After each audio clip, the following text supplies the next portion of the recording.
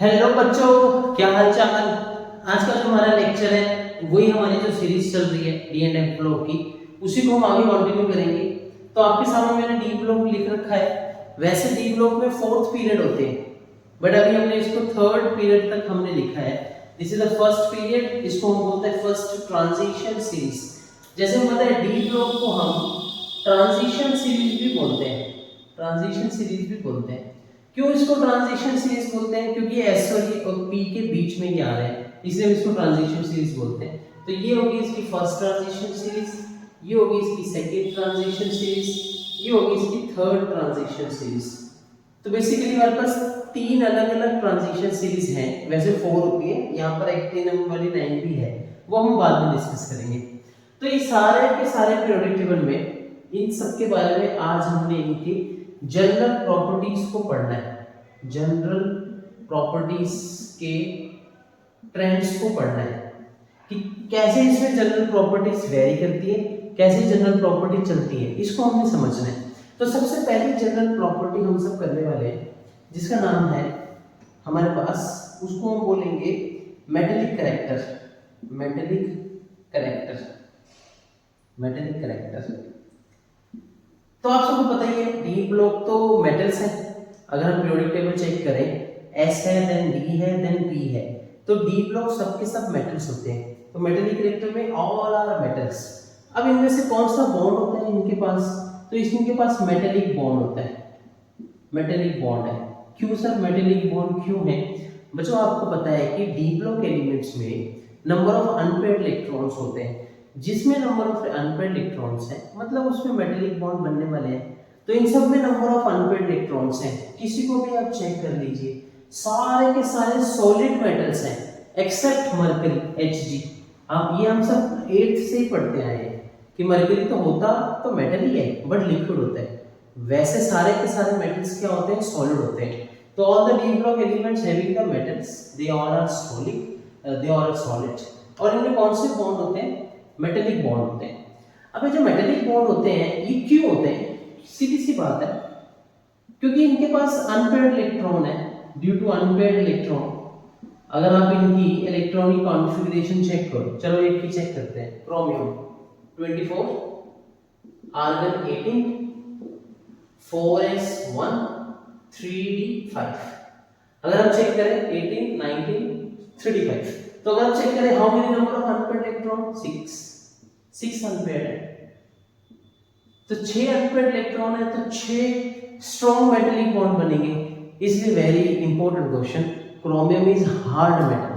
जो क्रोमियम है हमारा, जो क्रोमियम है, it is very hard metal. Why hard metal? क्योंकि इसमें नंबर ऑफ अनपेयर्ड इलेक्ट्रॉन ज्यादा है। तो सर अनपेयर्ड से क्या होगा? मेटेलिक बॉन्ड स्ट्रॉन्ग बनेंगे। जितने स्ट्रॉन्ग मेटेलिक बॉन्ड बनेंगे उतना उसका नेचर क्या होगा? हार्ड होगा।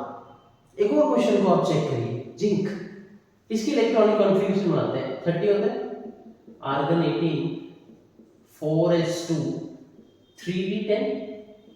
अगर हम इसको चेक करें, ये तो फुली फिल्ड है, और जो फुली फिल्ड होते हैं उनमें तो अनपेयर्ड इलेक्ट्रॉन है ही नहीं, नो अनपेयर्ड इलेक्ट्रॉन। तो if they have no unpaired electron means कोई भी मेटेलिक बॉन्ड नहीं बनेगा, इसका मतलब सॉफ्ट होगा। तो very important question, why chromium is hard, why chromium is hard and zinc is soft? The reason is chromium में बहुत सारे अनपेयर्ड इलेक्ट्रॉन, बहुत स्ट्रॉन्ग मेटेलिक बॉन्ड। जिंक में कोई भी अनपेयर्ड इलेक्ट्रॉन नहीं, सभी फुली फिल्ड है। अगर आप चेक करो D10 है, तो D10 का मतलब क्या है? d ऑर्बिटल और 10 इलेक्ट्रॉन्स, फुली फिल्ड है। S में 2 है, फुली फिल्ड है। तो इसका मतलब क्या है? नो अनपेयर्ड इलेक्ट्रॉन, इसलिए ये क्या होगा? सॉफ्ट होगा। Zinc is soft, chromium is hard. तो सीधी सी बात है बच्चों कि मेटेलिक कैरेक्टर कैसा होना चाहिए? मेटल्स की जिसमें सारी प्रॉपर्टी है। मेटल की प्रॉपर्टी क्या होती है? लस्टर होते हैं, हार्ड होते हैं, ब्रिटल होते हैं, डक्टाइल होते हैं, मैलिएबल होते हैं, सोनोरस होते हैं, जिनकी शीट्स बना सकते हैं, जिनकी वायर बना सकते हैं, जो चमकते हैं, जो साउंड प्रोड्यूस करते हैं, जिनमें अनपेयर्ड इलेक्ट्रॉन होते हैं, इसी को तो बोलते हैं ना मेटल्स। तो ये सारे के सारे डी ब्लॉक एलिमेंट क्या है? मेटल्स ही तो है, सब के सब मेटल्स हैं। तो इसलिए हम बोल सकते हैं इनका मेटेलिक कैरेक्टर बहुत ज्यादा है। बट एस का सबसे ज्यादा होता है, इधर एस ब्लॉक है, इधर डी है, इधर पी है। जैसे जैसे हम पीरियड में जाते हैं, एस से डी में गए, डी से पी में गए, तो हमारा मेटेलिक कैरेक्टर क्या होता है, डिक्रीज होता है। तो around the period metallic character decreases. और अगर हम ग्रुप की बात करें, नीचे जा रहे हैं, तो around the group metallic character increases, metallic character क्या होगा, बढ़ेगा। तो अगर मैं आपसे पूछूं स्कैंडियम, यट्रियम, लैंथेनम, इनमें से मेटेलिक कैरेक्टर किसका ज्यादा है, तो आप क्या बोलेंगे, लैंथेनम का, क्योंकि लैंथेनम क्या आ रहा है ग्रुप में, सबसे नीचे आ रहा है। ठीक है, तो अभी हमने एक प्रॉपर्टी के बारे में डिस्कशन कर लिया जिसका नाम है, बोलो, मेटेलिक कैरेक्टर। अब हम दूसरी प्रॉपर्टी के बारे में जनरल ट्रेंड करेंगे। अच्छा, जनरल प्रॉपर्टीज का ट्रेंड्स पढ़ना है हमने। ट्रेंड्स का मतलब क्या है कि पीरियड में कैसा होता है और ग्रुप में कैसा होता है। पीरियड में मेटेलिक कैरेक्टर कैसा होता है, डिक्रीज, क्योंकि हम पी में जा रहे हैं तो नॉन मेटल बढ़ रहा है। और ग्रुप में कैसा होता है मेटेलिक कैरेक्टर, इंक्रीजेस, बढ़ता है। क्यों, क्योंकि नीचे जाते समय आयोनाइजेशन एंथैल्पी कम होती है, इलेक्ट्रॉन निकलना इजी होता है, तो जिसमें से इलेक्ट्रॉन निकल गया वो तो मेटल ही हुएगा। तो इसलिए मेटेलिक कैरेक्टर क्या होगा, down the group increases, down the period decreases. आपको ये चीज को ध्यान में रखना है। थोड़ा सा अगर हम आगे बढ़े, तो ये तो हमारा फर्स्ट प्रॉपर्टी होगी मेटेलिक कैरेक्टर। हमारी सेकंड प्रॉपर्टी है जो कि है melting and boiling point, MP, melting point, BP, boiling point. हमने बताना है इसको चेक करके किसका मेल्टिंग और बॉइलिंग पॉइंट ज्यादा है, किसका कम है। अच्छा, सीधी सी बात है, मेल्टिंग पॉइंट में तो इसी बात पे डिपेंड करेगा कि बॉन्ड कितने हैं, मेटेलिक बॉन्ड कितने हैं। अगर जितने ज्यादा मेटेलिक बॉन्ड है इसका मतलब उतना वो स्ट्रॉन्ग है, और जितना वो स्ट्रॉन्ग है इसका मतलब उसका मेल्टिंग पॉइंट भी क्या होगा, ज्यादा होगा। सीधी सी बात है। तो अभी मैंने एक क्वेश्चन लिखा था, व्हाई क्रोमियम इज हार्ड। तो हार्ड का मतलब क्या है, हाई मेल्टिंग पॉइंट। और why zinc is soft, why zinc is soft, soft का मतलब क्या है, लो मेल्टिंग पॉइंट। तो क्रोमियम हार्ड इसीलिए तो है क्योंकि उसमें अनपेड इलेक्ट्रॉन ज्यादा है, उसमें मेटेलिक बॉन्ड ज्यादा है। जितने मेटेलिक बॉन्ड उतना वो हार्ड, उतना उसका मेल्टिंग पॉइंट ज्यादा, और इसका मेल्टिंग पॉइंट कम क्योंकि उसमें melting number of unpaired electron है, तो मेल्टिंग पॉइंट उसका कम होगा। ठीक है, तो first point is, second point is melting and boiling point. अभी अब इसमें कुछ एक्सेप्शनल है। अब एक्सेप्शनल क्या है मेल्टिंग और बॉइलिंग पॉइंट पे, एक एक्सेप्शनल हमारे पास है। देखिए, जैसे मैं टाइटेनियम से वेनेडियम में जाऊं, यहाँ से यहाँ पे जा रहा हूँ, मतलब मैं पीरियड में जा रहा हूँ, तो आपको पता है नंबर ऑफ अनपेड इलेक्ट्रॉन बढ़ रहे हैं, नहीं बढ़ रहे तो चेक करते हैं।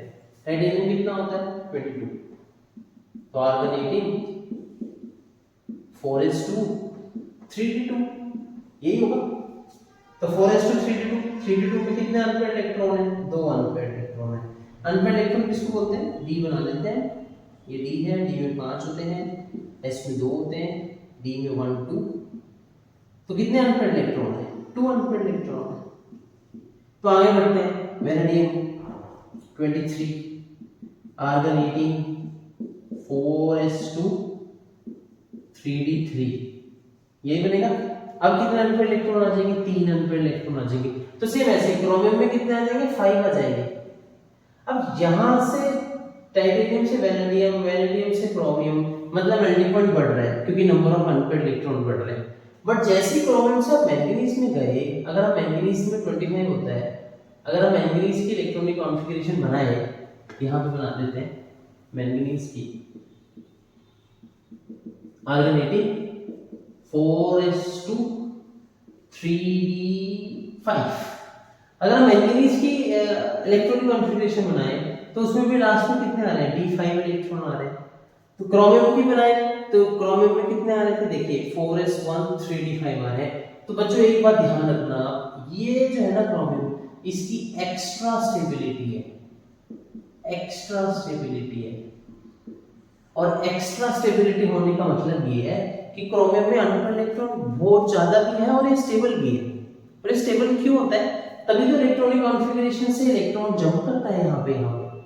तो ये क्यों होता है, क्योंकि यहाँ भी हाफ फिल्ड है और यहाँ भी हाफ फिल्ड है। और हाफ हाफ वाले हमेशा क्या होते हैं, स्टेबल होते हैं, और जो स्टेबल है उनका मेल्टिंग पॉइंट ज़्यादा होगा। तो क्रोमियम से जैसे ही आप मैंगनीज में जाओगे आपका मेल्टिंग पॉइंट कम होता दिखेगा, क्योंकि यहाँ तक तो मेल्टिंग पॉइंट बढ़ रहा है क्योंकि नंबर ऑफ अनपेयर्ड बढ़ रहे हैं, बट जैसे ही क्रोमियम से मैंगनीज में गए आपका मेल्टिंग पॉइंट कम होगा। और इस पूरे प्रोसेस को हम क्या बोलते हैं, dip in melting point. Dip in melting point. Dip का मतलब क्या है, जो कि चीज यहां से यहां जाते समय माने पीरियड में जाते समय मेल्टिंग पॉइंट को बढ़ना चाहिए था क्योंकि नंबर ऑफ इलेक्ट्रॉन्स बढ़ रहे हैं, बट क्रोमियम के बाद जैसे ही मैंगनीज में गए मेल्टिंग पॉइंट क्या होगा, कम हो गया, क्योंकि क्रोमियम की स्टेबिलिटी क्या है, एक्स्ट्रा है। वाई? क्योंकि यहाँ पे उसकी हाफ एंड कॉन्फ़िगरेशन है, इसलिए इसे मेल्टिंग पॉइंट क्या हो गया, डिप हो गया। इसको हमने बोल दिया dip in melting point. Simple thing. तो अभी हमने दो कॉन्सेप्ट पढ़े हैं, एक मेटालिक रिएक्टर, एक मेल्टिंग पॉइंट। इन दोनों का आंसर हमने एक ही लहजे से दिया है, एक ही तहजीब से हमने इसका आंसर दिया है। वो क्या है, नंबर ऑफ अनपेयर्ड इलेक्ट्रॉन। जिसमें जितने अनपेयर्ड इलेक्ट्रॉन उसका मेल्टिंग पॉइंट ज्यादा, उसकी मेटालिक कैरेक्टर ज्यादा, क्योंकि स्ट्रॉन्ग बनेगी मेटालिक बॉन्ड। ठीक है जी, चलिए आगे बढ़ते हैं। तो दो प्रॉपर्टीज हमारी खत्म होगी। ये एग्जांपल आपको समझ में आया कि डीप इन मेल्टिंग पॉइंट का क्या मतलब है, ये चीज हमने समझा।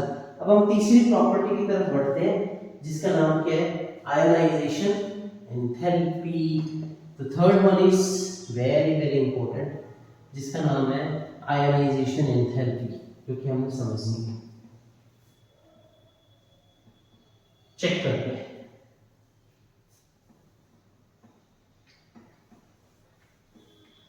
आयोनाइजेशन एंथैल्पी, चलिए आयोनाइजेशन एंथैल्पी का मतलब हम सब जानते हैं, the minimum energy required to remove the valence electron from the gaseous state of atom. तो कितने एटम, किसी एटम में से कितनी एनर्जी आपने दी ताकि उसका वैलेंस इलेक्ट्रॉन बाहर हो जाए, इस एनर्जी को हम क्या बोलते हैं, आयोनाइजेशन एंथैल्पी। सबको पता है जैसे जैसे हम पीरियड में जाएंगे साइज छोटा होगा, आयोनाइजेशन एंथैल्पी बढ़ेगी, और जैसे जैसे ग्रुप में जाएंगे साइज बढ़ेगा, आयोनाइजेशन एंथैल्पी कम होगी। सबको पता है कि साइज बढ़ता है, इलेक्ट्रॉन न्यूक्लियस से दूर जाते हैं, आयोनाइजेशन एंथैल्पी कम। साइज छोटा हो रहा है, इलेक्ट्रॉन न्यूक्लियस के पास है, आयोनाइजेशन एंथैल्पी क्या होगी, बढ़ जाएगी। तो अब हम चेक करते हैं सेम वही अपना ट्रेंड। तो जनरल ट्रेंड की बात करते हैं आयोनाइजेशन एंथैल्पी की। स्कैंडियम से जा रहे हैं हम टाइटेनियम। अभी मैं सेकंड आयोनाइजेशन एनर्जी की बात कर रहा हूं, सेकंड की, ध्यान रखना। सेकंड का मतलब है पहला इलेक्ट्रॉन निकल चुका है, दूसरा इलेक्ट्रॉन हमें निकालना है, इसे बोलते हैं आयोनाइजेशन एनर्जी ऑफ सेकंड। तो अगर हम सेकंड की बात करें, सेकंड आयोनाइजेशन एनर्जी की बात करें, तो स्कैंडियम से हम जाएंगे टाइटेनियम में, आयोनाइजेशन एनर्जी बढ़ेगी। क्यों? क्योंकि साइज हमारा क्या हो रहा है, छोटा हो रहा है। फिर वैनेडियम में जाएंगे, आयोनाइजेशन एनर्जी बढ़ेगी। ये तो कॉन्सेप्ट पक्का है, पक्का कॉन्सेप्ट है। पीरियड में जाते समय आयोनाइजेशन एंथैल्पी बढ़ती है, ये पीरियड में हम जा रहे हैं, वैनेडियम तक पहुंचे। अब हम क्रोमियम में आ रहे हैं। क्रोमियम में जैसे ही हम आए तो हमारी आयोनाइजेशन एनर्जी बहुत ज्यादा बढ़ गई, एकदम से इंक्रीज हो गई आयोनाइजेशन एनर्जी। इसका क्या रीजन हो सकता है? इसका रीजन सिंपल है कि क्रोमियम 24 है, आर्गन 18, 4s1 3d5। तो मैंने बोला मैं आयोनाइजेशन एनर्जी सेकंड की बात कर रहा हूँ। फर्स्ट तो निकल चुका है, ये तो हटा दो, 4s1 तो हटा दो क्योंकि इसमें से एक इलेक्ट्रॉन निकल चुका है। अब दूसरा इलेक्ट्रॉन निकालना है, तो दूसरा इलेक्ट्रॉन इसमें से निकालना है, बट ये तो बहुत स्टेबल है, और ये इतना स्टेबल है कि इसमें से आप इलेक्ट्रॉन अगर निकालना चाहो बहुत ज्यादा एनर्जी आपको देनी पड़ेगी। तो क्रोमियम की सेकेंड आयोनाइजेशन एनर्जी एकदम से ज्यादा हो जाएगी, इवन कि इतनी ज्यादा हो जाएगी वो एमएम से भी ज्यादा हो जाएगी। मतलब क्रोमियम की वैनेडियम से तो ज्यादा है ही है, क्योंकि पीरियड में इधर है आयोनाइजेशन एनर्जी ज्यादा होती है, वो एमएम से भी ज्यादा हो जाएगी। ये कॉन्सेप्ट हो जाएगा। माने ग्राफ कैसे बनेगा? ग्राफ की अगर हम बात करें, इधर हम लेंगे आयोनाइजेशन एनर्जी, कौन सी वाली, सेकेंड वाली, इधर हम लेंगे एटॉमिक नंबर। तो कहां से कहां जा रहे हैं हम? स्कैंडियम से जा रहे हैं टाइटेनियम में, टाइटेनियम से जा रहे हैं वैनेडियम में, वैनेडियम से जा रहे हैं क्रोमियम में, देखो बढ़ गई, ध्यान से देखो आयोनाइजेशन एंथैल्पी बढ़ गई। फिर क्रोमियम से मैंगनीज में आ रहे हैं, आयोनाइजेशन एंथैल्पी कम होगी। क्यों कम होगी? क्योंकि क्रोमियम क्या है, एक्स्ट्रा स्टेबिलिटी शो करता है सेकेंड आयोनाइजेशन एंथैल्पी की टर्म में। फिर हम आयरन में जाएंगे बढ़ जाएगी, कोबाल्ट में जाएंगे बढ़ जाएगी, निकल में जाएंगे बढ़ जाएगी, देन कॉपर में जाएंगे फिर वही एक्सेप्शनल बढ़ेगी और उसके बाद थोड़ी सी क्या हो जाएगी, कम हो जाएगी। तो आपको पता लगा कम क्यों हो रही है? क्योंकि कॉपर भी एक्स्ट्रा स्टेबिलिटी शो करेगा। क्यों? कॉपर कितना होता है, 29 होता है ना, आर्गन 18, 4s1 3d10, ये बनाओगे तो 3d10 में 8 इलेक्ट्रॉन आगे, 10 इलेक्ट्रॉन आगे और 4s1। और अभी हम कौन से आयोनाइजेशन एनर्जी की बात कर रहे हैं, सेकेंड, तो ये तो निकल चुका है, ये वाला इलेक्ट्रॉन तो निकल चुका है। अब ये चेक करो, दिस इज वेरी स्टेबल, इसमें से निकालना बहुत मुश्किल है, तो यहां से इलेक्ट्रॉन नहीं निकलेगा, इसलिए कॉपर और क्रोमियम ये दोनों सेकेंड आयोनाइजेशन एनर्जी के लिए, सेकेंड आयोनाइजेशन एनर्जी के लिए एक्सेप्शनल बिहेवियर देंगे। हमें ये बोला था कि पीरियड में जाते हैं आयोनाइजेशन एंथैल्पी बढ़ती है, बट यहाँ पे क्रोमियम के बाद कम हो रही है, कॉपर के बाद कम हो रही है, कम हो रही है, कम हो रही है। क्यों है? इनकी एक्स्ट्रा स्टेबिलिटी के कारण। तो ये एक जनरल ट्रेंड है हमारा आयोनाइजेशन एंथैल्पी के अकॉर्डिंग। हाँ, अगर मैं फर्स्ट आयोनाइजेशन एंथैल्पी की बात करता, फर्स्ट की मैं बात करता, मतलब एक इलेक्ट्रॉन निकालना है, तो इनकी ज्यादा होती है, सबसे जिंक की ज्यादा होती है, कैडमियम की ज्यादा होती है। क्यों? क्योंकि जिंक ऑटोमेटिक स्टेबल है, 30 है, आर्गन 18, 4s2 3d10, इसमें ये देखो दोनों ही फुली फिल्ड है, दोनों ही फुली फिल्ड है और इसमें से आप निकाल नहीं सकते। तो आयोनाइजेशन एनर्जी 1 की अगर हम बात करें तो इन सब की लास्ट वालों की ज्यादा होती है। अगर आयोनाइजेशन एनर्जी सेकंड की बात करें तो क्रोमियम और कॉपर की क्या होती है, ज्यादा होती है। ये चीजें जो है अलग अलग बिहेवियर के कारण ये हमें एकदम क्लियर रहनी चाहिए। अच्छा, अगर हम थर्ड आयोनाइजेशन एनर्जी की बात करें, ये भी हम चेक करो, थर्ड आयोनाइजेशन एनर्जी की बात करें तो मैंगनीज अपनी स्टेबिलिटी शो करता है। क्यों? क्योंकि मैंगनीज 25 है, आर्गन 18, 4s2 3d5। थर्ड का मतलब क्या है, बोलो थर्ड का क्या मतलब है? दो निकल चुके हैं, तीसरा निकालना है, तो ये दो निकल चुके हैं, अब तीसरा निकालना है। अब तीसरा किसमें से निकालोगे? नेचुरल्स का इसमें से निकालोगे, बट ये स्टेबल है क्योंकि हाफ फिल्ड हो गया, d5 हो गया। तो थर्ड आयोनाइजेशन एनर्जी Mn की ज्यादा है, फर्स्ट आयोनाइजेशन एनर्जी इन सब की ज्यादा होगी। सेकेंड आयोनाइजेशन में कौन एक्सेप्शनल बिहेवियर शो करेगा? क्रोमियम और कॉपर। तो ये आयोनाइजेशन एनर्जी का जो ट्रेंड है ये हम सबको एकदम क्लियर होना चाहिए। और एक और सबसे मेन बात हम कर लें, वो क्या होती है? वो होती है स्टेबिलिटी। हमेशा आप ध्यान रखिएगा, जिनकी आयोनाइजेशन एंथैल्पी कम है ना, मतलब वो क्या है, एक्स्ट्रा स्टेबल है। अगर मैं किसी एलिमेंट की स्टेबिलिटी बताना चाह रहा हूँ, जिनकी आयोनाइजेशन एंथैल्पी की वैल्यू कम है उनकी स्टेबिलिटी क्या होती है? हमेशा ज़्यादा होती है। तो आज के इस छोटे से लेक्चर में हमने तीन कॉन्सेप्ट को अच्छे से पढ़ा है। वो तीन कॉन्सेप्ट कौन कौन से हैं?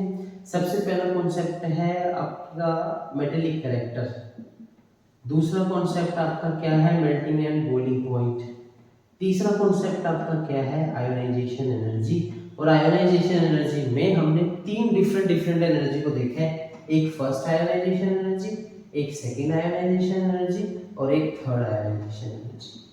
अगर मैं फर्स्ट में पूछूं कौन ज्यादा स्टेबल है, ये वाले ज्यादा है, इनकी आयोनाइजेशन एनर्जी स्टेबल नहीं, इनकी आयोनाइजेशन एनर्जी ज्यादा है, ज्यादा वाले स्टेबिलिटी बात की बात है, आयोनाइजेशन एनर्जी की बात है।